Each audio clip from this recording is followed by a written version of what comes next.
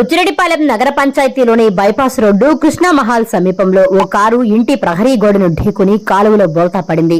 ఇంటి యజమాని వృద్ధురాలైన శ్యామలమ్మ తెలిపిన వివరాలు ఇలా ఉన్నాయి. సోమవారం రాత్రి తాను ఇంటి వరండాలో నిద్రిస్తుండగా కారు వేగంగా వచ్చి ప్రహరీ గోడను వేగంగా వచ్చి ఢీకుని కాలువలో పడిందన్నారు.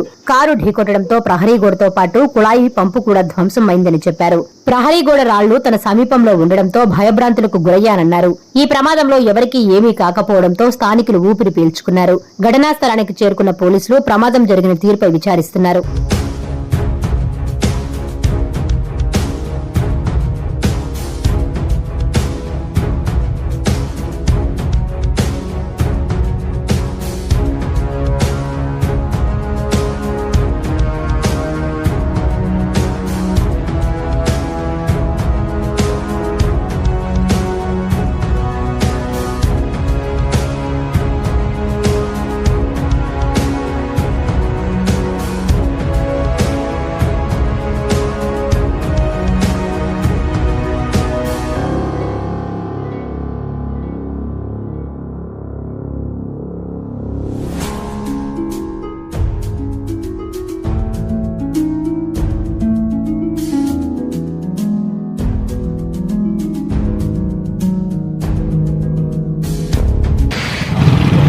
అదిలే నేను పండుకునేసాను 10 గంటలకు.